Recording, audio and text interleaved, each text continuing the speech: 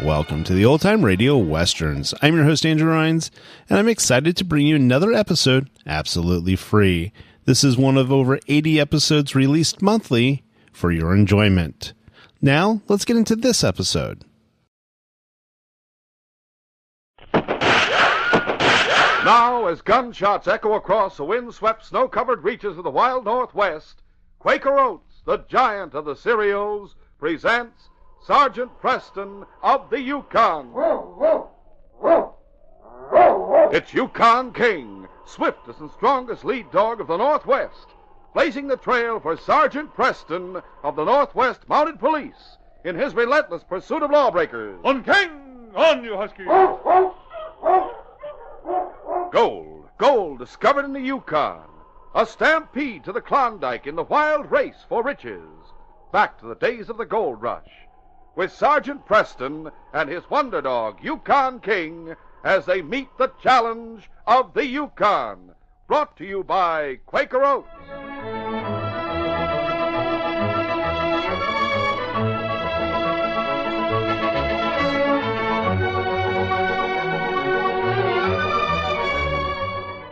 Old sourdough Jim McAllister was a very sick man, and he knew it. He had worked many streams during his 3 years in the Yukon and had panned enough gold to send back to his wife and daughter in estates so that they had not been in want. But now, on the threshold of his first great strike, the feeling of doom was upon him. He had hit pay dirt, a seemingly endless vein of gold that promised fortune untold. But his sickness made all that seem dim. McAllister entered the canvas tent where he kept all his belongings. With paper and pencil, he sat down and began to write and draw laboriously.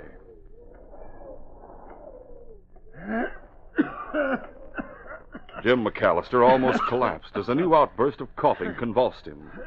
When he'd recovered, the desire to get away from his diggings and to reach the town of Dawson became paramount in his mind. He placed the unfinished letter in an envelope and placed it unsealed in a large wallet which he carried in the pocket of his parka. Hours later, miles from his starting point, and now on the main trail to Dawson, Jim McAllister collapsed.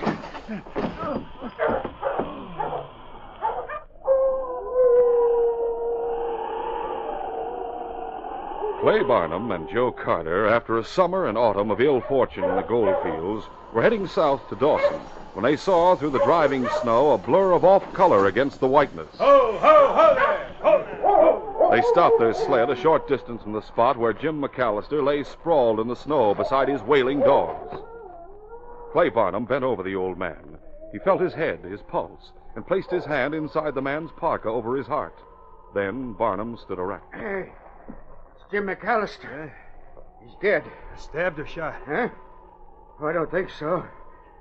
What'll I see? Oh, there's no signs of either. Hey, what made you think of that? On account of the word that's been around lately. McAllister struck it rich someplace. If he did, nobody knows where. He never filed a claim on any new diggings. You thought maybe somebody killed him and took his... Hey, Joe. He seemed to be headed for Dawson. Maybe he had gold with him. What are you waiting for? Don't stand there. Let's go through his sled and clothes and see. All right. Barnum, going through McAllister's pockets, came upon the sourdough's wallet at the same moment that Carter found a bag of gold dust and nuggets in the sled. Carter jumped to his feet triumphantly. Hey, Clay, look. A poke full of gold, a lot of it. Hey, what do you got there? It's only a wallet. See what's in it. I'm going to. Hey, there's an envelope with a letter in it. It's to, let me see, to Mrs. James McAllister. Oh, his wife, huh? Wonder what he wrote to her about. Maybe... Hey, what's the matter? What are you whistling like that for? Hey, look, in a wallet. A picture of that girl. Hey, she's a Lulu, isn't she? Yeah. Hey, look close at that. Hey, doggone, Clay, you know what? This must be McAllister's daughter. Why, sure it is. Can't you see? It's signed Marion. And it says to Daddy with all my love.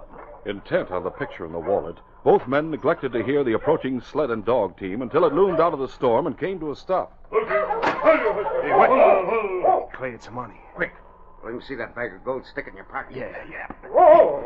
Easy, King. Easy, boy. Oh, hello. Oh, it's you, Sergeant Preston. Hello, Bonham. Carter.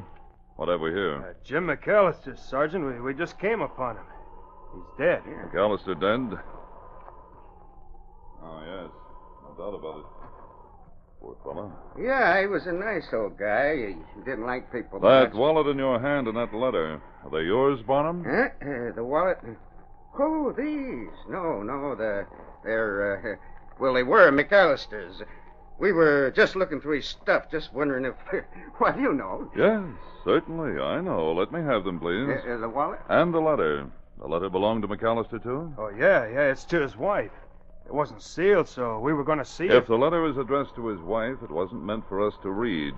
So I'll seal it now and send it to her when I arrive in Dawson. We'll continue our adventure in just a moment.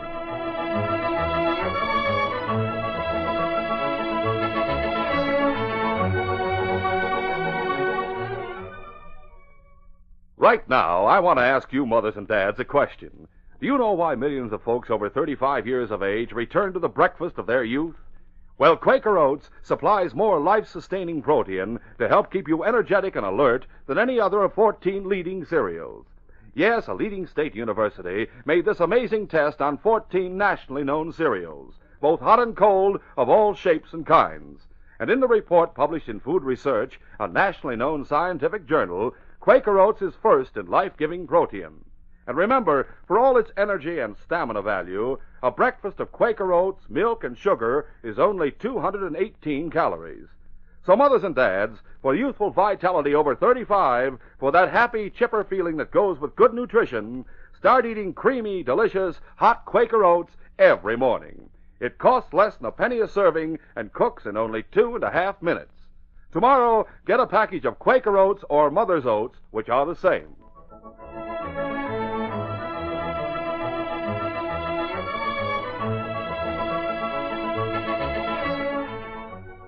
Now to continue. Assisted by Barnum and Carter, Sergeant Preston brought the body of Jim McAllister into the town of Dawson. Also his dogs and sled. After a session of questions for official records, the two men who found the body were permitted to go, death having been certified as being due to natural causes. Away from the Mountie headquarters, Carter chuckled. Hey, Clay, Preston and the other Mountie didn't even ask about the poke we took from McAllister. They didn't even suspect we hooked it. Hey, keep your voice down. Huh? The reason they didn't suspect was because we had a few more bags of dust on the sled. You didn't see those. So what? If I did, we probably wouldn't have got away with stealing them.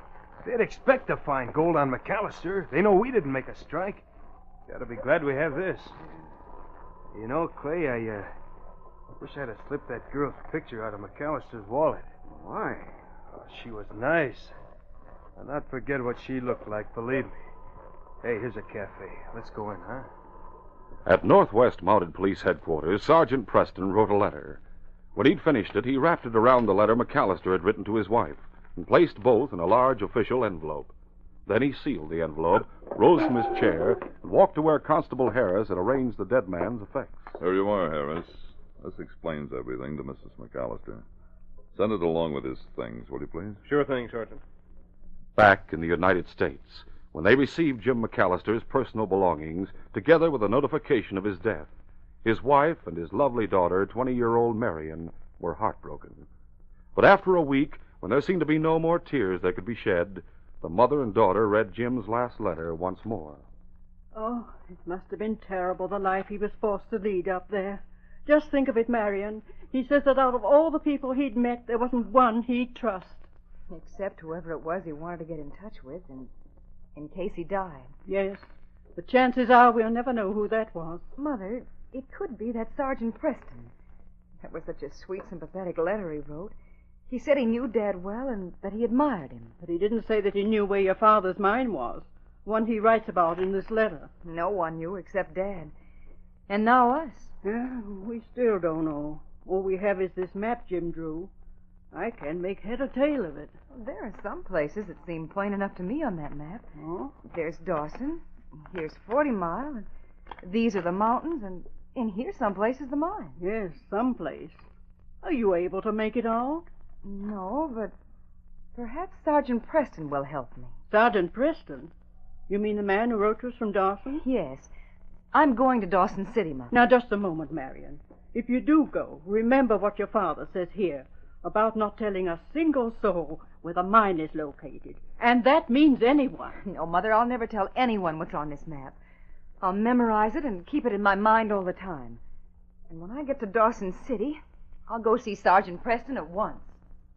Marion McAllister arrived in Skagway about a month later, then went by barge and dog sled to Dawson City, now teeming with men back from the gold fields for the winter. She went at once to a hotel, registered, and then, after changing clothes, set out for Northwest Mounted Police Headquarters. She did not see Clay Barnum and Joe Carter in front of the cafe concentrating on her. Clay, am I seeing things, or is that a ghost? A ghost? Joe, that's an angel. I never forget the face of an angel. No, me neither. Clay, that's a girl, all right, the one in the picture. Yeah, Marion McAllister. Joe. Yeah? You have any ideas what it means for being in Dawson City like this? Sure, it means she's here after the mine her old man found. Found but didn't register. We checked again on that last week. Wherever it was he staked out his claim, he never put down a record. You think maybe she knows? It was that letter to his wife, you remember? Yes, I remember. Hey, Joe, looks, he's heading for Mountie headquarters. Yeah, and Preston's there, too. He and Harris have those two fellows that did the murdering at 40 Mile. Yeah, take them down to Whitehorse. Joe, come on. Hey, where you going? Over to Mountie headquarters where the girls are going in. We'll go in and say we want to get warm. See if we can't learn something worthwhile. In the rear room of headquarters, Sergeant Preston tested the handcuffs of the two murderers he had captured and was now taking to Fort Selkirk for transfer to other officers. He was about to take them from the cell when Constable Harris entered from the outer office. Sergeant, hold up a bit, eh? What's wrong, Constable? Nothing, Sergeant. There's a young lady out front who insists on seeing you. She came all the way from the States for the privilege. Oh? Who is she? Marion McAllister. Old Jim, the daughter. Take over a while, eh? I'll not be long. All right, Sergeant. When Sergeant Preston entered the outer office, the beautiful Marion McAllister looked up and introduced herself. Oh, hello. You must be Sergeant Preston. I'm Marion McAllister. How do you do? The constable said King is your dog. Oh, he's wonderful. You're my friend, aren't you, King? He seldom makes friends so easily. It's the only introduction you need. I'm flattered. Constable Harris tells me you came all the way from the States to talk with me. That's right. It's about the letter you forwarded to Mother after my father died. The girl glanced at the two men who stood in the corner, warming their hands over the stove. I'd like to be sure no one overhears us while I tell you about it. Well, come into the next room. I don't think we'll be interrupted. All right. The two men at the stove watched from the corner of their eyes as Preston and the girl entered the next room. The sergeant pushed the door closed behind him, but not tightly. King, following his master and the friendly girl, pushed the door open wide enough to enter. The door remained ajar. Clay Barnum and Joe Carter exchanged glances, then inched closer to the door so that they could hear Preston and Marion McAllister inside. Preston, studying a piece of paper the girl had given him, was talking. This map's clear enough up to a point. I'd say the mine was a few miles this side of 40 Mile, probably near Rocky Creek. No wonder none of the prospectors have been able to locate the place. That area is supposed to be panned out. No one's mined there all summer. I'd like to try and locate that mine, Sergeant. I'm sure it'll be easy with this map. Not as easy as you think, Miss McAllister. First of all, you'll not be allowed to go into the gold fields. What? The order holds for all women. As a matter of fact, we're discouraging men from going, too. Those who've been here a few years wouldn't think of taking to the trail in the weather we're having. You're going to turn down my request for permission to look for my father's mine so I might register it? Definitely. Perhaps there is a law that would keep me from seeking my father's mine, but there's justice, too. Which we of the Northwest Mounted Police try to ensure. If that's the case, then why not help me? I didn't say I wouldn't help you if I can. I was merely discouraging any plan you might have that involved your leaving Dawson and heading north. Oh, then you will do something? I'll try, but only after I return from Selkirk. I'm delivering 2 prisoners and... The constable told me about that. I'll wait, Sergeant, but how soon will it be before you return here from Selkirk? I should be back within a week. That's not long. Not after the journey I've made to get here. Then I'll see you on my return. I'll do everything possible to assist you, Miss McAllister. If I can't do it personally, I'll find men who will. Men that even your father would trust. So, now if you'll pardon me, I'll get started. A few hours after Sergeant Preston had left for Fort Selkirk with his prisoners, Clay Barnum and Joe Carter sat at a corner table in a cafe talking. They had heard the greatest part of the conversation between Preston and Marion McAllister, and a plan had formed in their minds. The details were complete now, and the men prepared to act.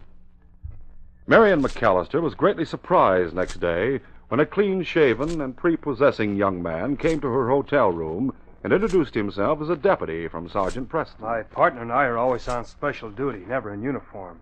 That's why the sergeant told us to help you. I know he told you women are not... Carter, recalling the pertinent parts of the conversation he'd overheard between the girl and Preston, gave a great degree of authority to what he said.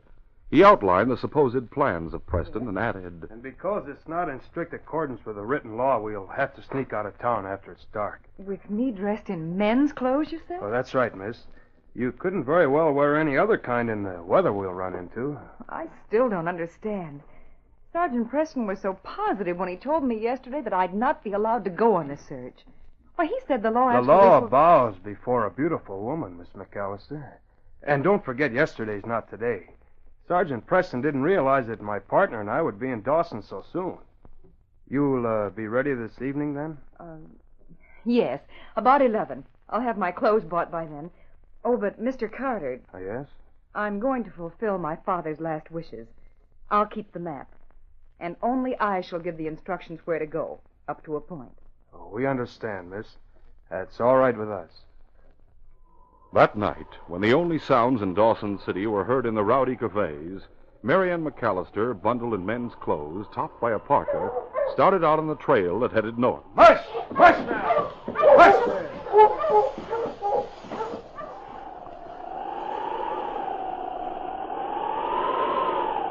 The trio had been on the trail 4 days. The two crooks bided their time, showing great solicitude for the young woman at all times and protecting her whenever possible from the onslaughts of snow and wind. They led her to the spot where her father had been found dead, though never telling her it was they who had found him. Marion was heartened by their knowledge of the country. It's almost as if you were reading the map I have. If I judge rightly, we'll turn off somewhere a few miles north of here. Probably towards Rocky Creek. Well, that's right. You knew that? Well, your father did a lot of prospecting around there, miss. We'd see him often. This mine of his. Do you mind telling us where it is exactly? We must be near there now. It'll help us get you there if we know. I don't know where it is exactly. Didn't Sergeant Preston tell you that Daddy's map was blurred and not too detailed? Yes, but, well, we thought... Oh, that I was holding out on him because of what Daddy said? I wasn't, I assure you. Oh, yeah, sure. Well, we better get going. Right. Mush! Mush there! Mush there!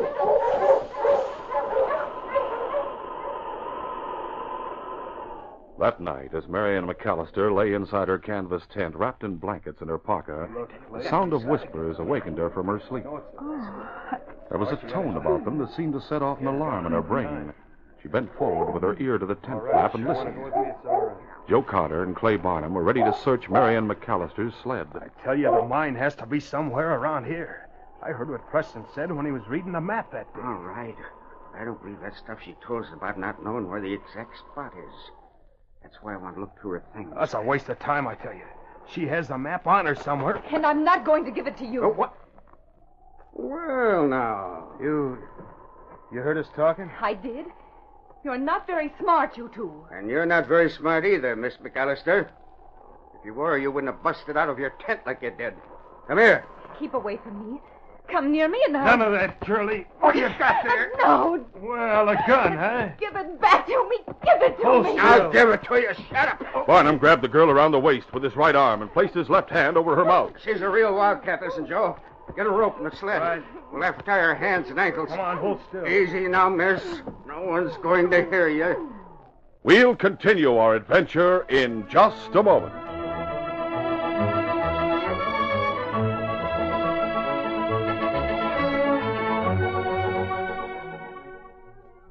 And now, here's someone who needs no introduction. That famous teller of tall tales, your old friend, Gabby Hayes. My name might as well have been King Neptune the time I was trying to ford a river deep in the Yukon wilderness years ago. I had my 6 months' supplies loaded on the stubbornest donkey the world has ever knowed. I started to lead that critter across the river. First thing I knowed, he reared up, and that donkey junked me like a donut. Not only that, but he stood on the bank laughing at me. Well, sir, I was madder'n a wet hen. I could see this was going to be a contest of sheer muscles. So, before I'd done another thing, I had a great big bowl of nourishing hot Quaker oats. Jiminy, I could feel the strength from Quaker oats making my muscles bigger and bigger. Why, I thought they'd bust right out of my shirt sleeves. 'Cause, you know, oatmeal gives you more strength and more energy than any other whole grain cereal. 'Cause Quaker Oats is the giant of the cereal. Yes, sirree, Bob. So then I got behind that stubborn donkey. I pushed him into the river with a mighty heave. He was going so fast, he must have thought he was a seahorse. And shucks, we made the rest of the trip by water. So listen, buckaroos. If you want the giant of the cereals to help you like it does old Gabby, start tomorrow morning to pack away creamy, delicious Quaker Oats. It sure tastes good. And wait till you see what good it does for you. Remember, everything I say about Quaker Oats goes for Mother's Oats, too, 'cause they're exactly the same.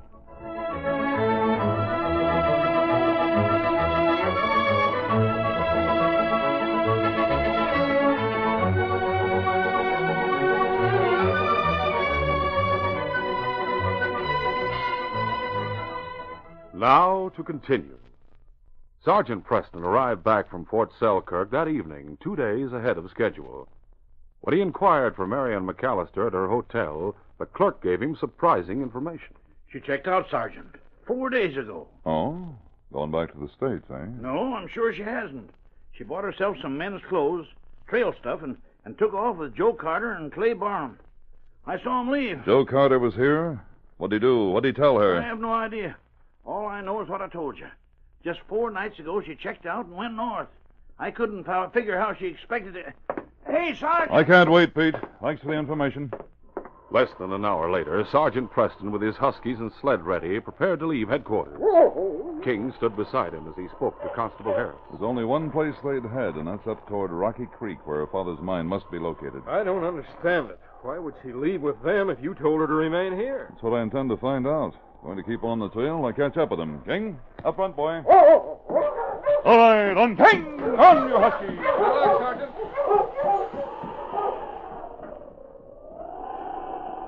Jim McAllister's map was as puzzling to Clay Barnum and Joe Carter as it had been to Marion McAllister and her mother. They'd found it in the pocket of the girl's parka. For 3 days, they trudged the banks of Rocky Creek, keeping a very close watch on the girl at all times and trying to find some trace of the diggings. Then, on the afternoon of the 3rd day, the plotters found a rock ledge with stakes set tight in the frozen ground beneath it. Written upon the stakes was the information that this was the property of Jim McAllister. Joe, this is it. Look at that vein of gold over there. We're going to be rich, Joe, rich. Yeah, millionaires, Clay, both of us. Let's get back to camp and make up a claim for this place. Let's find a spot where we can get rid of that Marion. You coming? Back in their camp, far off the beaten trail, Barnum and Carter gathered their mining tools together, ready to gather gold samples for assay back in town. Hey, listen. Then a bleak and frightened look covered their faces as they heard the barking of huskies coming near to where their tent stood. Joe, listen, huskies. Quick, grab the girl. We got to get her away from here. Carter and Barnum entered the tent, bound and gagged Marion McAllister, and carried her to a place behind one of the loaded sleds. He'll find her, whoever he is. It's Preston. What? I can make him out now. Come on back in front of the tent. Preston? That means we'll have to kill him. He's the only one who knows about this. I'll have your gun ready, but play straight when he gets here. I'm ready, too. Sergeant Preston wasted no time as his sled came to a halt, and he walked to where Carter and Barnum waited. The 2 of you, eh? Carter? Marion McAllister left Dawson City with you 4 nights ago. Where is she? Marion McAllister? Oh, who's she? None of that, Carter. You saw her at the hotel and... Yes, King, what is it? King, whose nose had been high in the air, sniffing, was struck by the pleasant aroma somewhere in the vicinity. It was the perfume of the girl who'd become his friend at headquarters a few days before. The scent was faint, but suddenly strong enough to follow. He leaped joyfully through the snow and headed for the sled that screened Marion McAllister. Thunder King, she's there? I'm coming, boy. No, you're not. You're standing right where you are, Preston. She's alive, if that's what you want to know. Now stand there. Move an inch and we'll shoot. We'll shoot anyway. Oh, will you? Hey! Sergeant Preston turned and grabbed Carter's gun arm before the surprised crook could shoot. He spun Carter in front of him, shielding himself from Barnum's gun, at the same time bending the gun arm of Carter. Hit him, Clay! Shoot him! Well, get out of the way. You're blocking him. Hey, look out the dog! Hold him, King. King's leap sent Barnum off balance. Now the dog's teeth sunk into the would-be killer's arm. And Barnum, crying out in pain, dropped his gun. My arm, let go, but I... That's it, King. I'll concentrate on you, Carter. Get around here. That's it. No! Throw a gun, will you? All right, King. I'll take over now. Thanks, boy. My arm, Preston. Go. I'll handcuff you while I'm untying Miss McAllister. There. Take Should it hold easy. you. All right, King. Got him, boy. Preston went to the spot where the crooks had placed the girl. Quickly, he loosened the ropes that bound her and helped her to her feet. How do you feel, Miss McAllister? Oh, cold. Terribly cold, but I was too afraid to realize it until now. Sergeant, they were going to kill me. But they didn't. They'll never kill or threaten anyone again. Sergeant, I've got so much to tell you. Do that later, please. Right now, suppose you go into the tent and warm yourself. All right. Meanwhile, I'll get these men ready for the trip back to Dawson. Preston tied the two crooks hand and foot and placed them on his sled. Then he retraced their footsteps through the snow to the spot where they'd found the mine and noted its position for filing by the dead man's daughter. Then he returned to the tent. King, wagging his tail, waited with the girl, now surprisingly recovered from her ordeal. Sergeant, you found it, didn't you? The mine, I mean? Yes, Miss McAllister. And I'm glad I found you. You'll be able to file your claim now, arrange for having it worked, and get back to your mother in the States. What? Is that the only reason you're glad you found me? I'm afraid it will have to be, Miss McAllister. This is one time. I wish it could be otherwise, but the Code of the Northwest Mounted Police says we must accomplish our mission and report for a new assignment. Oh. We finish by getting our man. In this instance, two of them, and when I get them back to Dawson and into a cell, this case will be closed.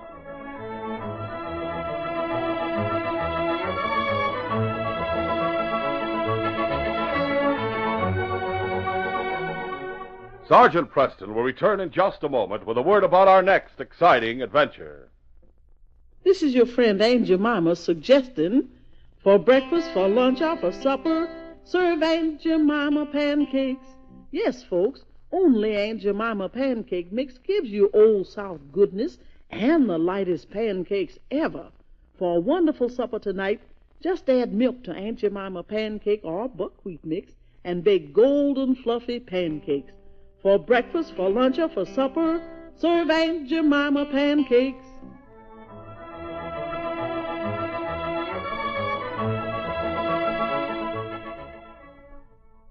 Be careful. Help stop accidents. Remember, fellas and girls, you yourselves, can help stop accidents. Most accidents are due to just plain carelessness. Use your old bean when you're playing out of doors. Don't dash out into the street after a ball. Be careful when you cross streets. And don't be a smart aleck on your bike or ride in the dark without lights. Don't take chances, not even a little chance. Be extra careful. And now, here is Sergeant Preston. Sergeant Preston reporting for duty, Inspector. There's been a shooting, Sergeant. Get over to the Palace Hotel as soon as you can. Any details, sir? It's Luke Devlin who's been shot, and we suspect that his own gang has turned against him. You'll be dealing with the worst roughnecks in the territory, and I must warn you to watch your step. Are the inspector's suspicions correct? Has the ruthless Devlin gang turned on its leader and taken the law into its own hands? If this is the case, then the sergeant is faced with one of the most difficult assignments. Don't miss the next exciting adventure. These radio dramas, a feature of Sergeant Preston of the Yukon Incorporated, are created by George W. Trendle, produced by Trendle Campbell Enterprises, directed by Fred Flowerday, and edited by Fran Stryker. The part of Sergeant Preston is played by Paul Sutton. Sergeant Preston of the Yukon is brought to you every Sunday at this same time by Quaker Oats, the giant of the cereals.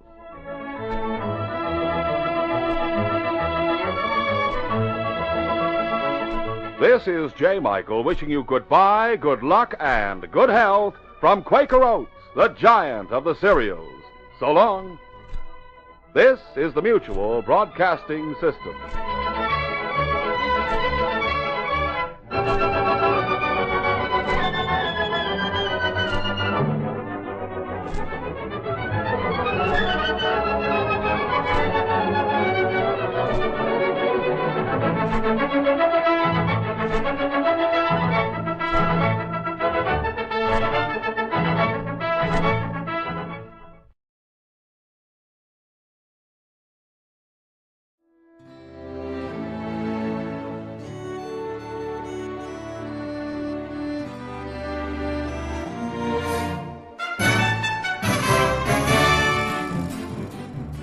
This has been a presentation of OTRWesterns.com, and we hope you enjoyed.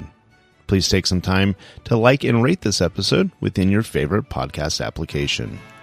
Follow us on Facebook by going to OTRWesterns.com/Facebook, and subscribe to our YouTube channel by going to OTRWesterns.com/YouTube. Become one of our ranch hands and unlock some exclusive content.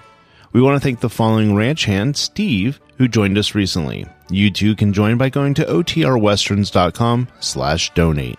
Send us an email, podcast@OTRWesterns.com, and you can call and leave us a voicemail, 707-986-8739. This episode is copyright under the attribution, non-commercial, share-alike copyright. For more information, go to OTRWesterns.com/copyright. Have a great day, and thanks for listening.